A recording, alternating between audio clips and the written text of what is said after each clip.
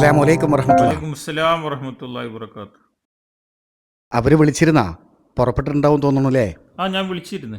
അവർ വഴിയിലാണ്, എത്താനായി എന്നാണ് പറഞ്ഞത്. അസ്സലാമു അലൈക്കും. വലൈക്കും അസ്സലാം. അസ്സലാമു അലൈക്കും. വലൈക്കും അസ്സലാം.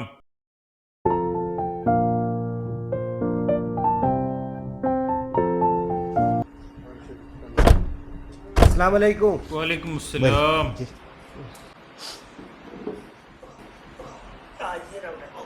സാഹചര്യം നിങ്ങൾ വഴുകി വരണ വഴിക്ക് വല്ല പള്ളിയിലും കയറിയോ? അത് പിന്നെ എൻ്റെ മൂത്ത അളിയൻക്ക് മൂത്രമൊഴിക്കാൻ മുട്ടിയപ്പം വണ്ടി അവിടെ നിർത്തി പള്ളിയിൽ കയറിയതാ. അപ്പം അവിടെ ഇക്കാമത്ത് കൊടുക്കുന്നുണ്ട്. അപ്പം പിന്നെ അവിടുന്ന് തന്നെ ആവാ നിസ്കാരം എന്ന് കരുതി അവിടെ നിന്ന് നിസ്കരിച്ച്. എന്നാ പിന്നെ നമ്മളെ മൂത്രമൊഴിച്ച കാര്യങ്ങൾ നിർത്തിയിട്ട് വന്ന കാര്യത്തിലേക്കാണ് കയറുക. അല്ല, ഒരു 2 മിനിറ്റ് വെയിറ്റ് ചെയ്യും. നമ്മളെ മൊയിലേരൊന്നും ഇങ്ങോട്ട് വന്നോട്ടെ. മൊയ്യേര് വരണ്ട കേട്ടോ.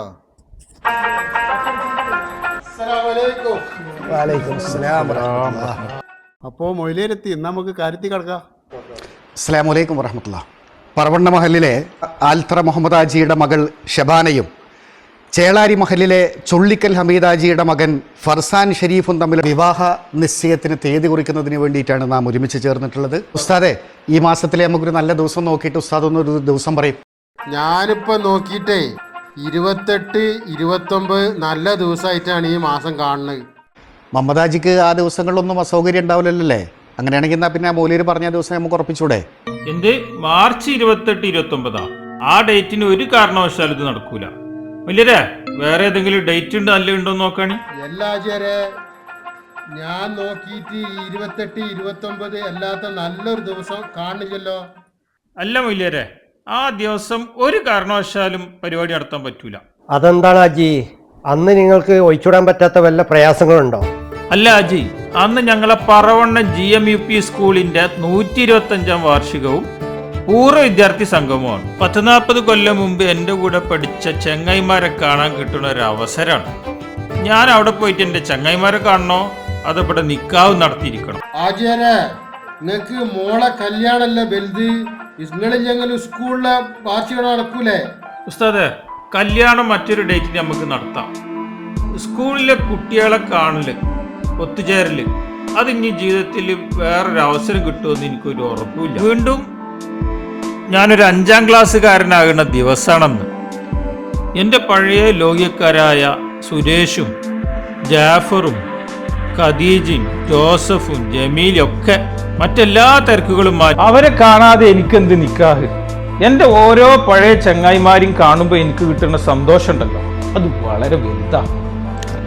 അത് നഷ്ടപ്പെടുത്തിയ എൻ്റെ കൽബ് തകർന്നു പോകും, ചങ്ക് പൊട്ടിപ്പോവും.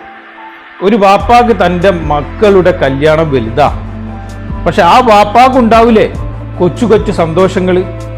തീയതി മാറ്റാൻ പറ്റണില്ലെങ്കിൽ ഈ കല്യാണം നടക്കൂല. ആജിരെ, സ്കൂൾ വാർഷികത്തിന്റെ പേര് പറഞ്ഞ് മകളെ കല്യാണം മാറ്റി വെച്ചു എന്ന് പറഞ്ഞിട്ട് നാട്ടുകാർ കളിയാക്കി ചിരിക്കൂലേ? ചിരിക്കട്ടോ, ആ സ്കൂളിൽ ആദ്യാക്ഷരം പഠിച്ച ഒരാളും ചിരിക്കൂല.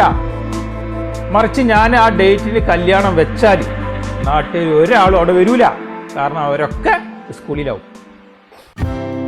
ആചാരെ, നിങ്ങൾ സ്കൂളിൽ പോയിക്കോളി. എൻ്റെ മോനിക്ക് ഞാൻ വേറെ പെണ്ണ് കണ്ടോളാം.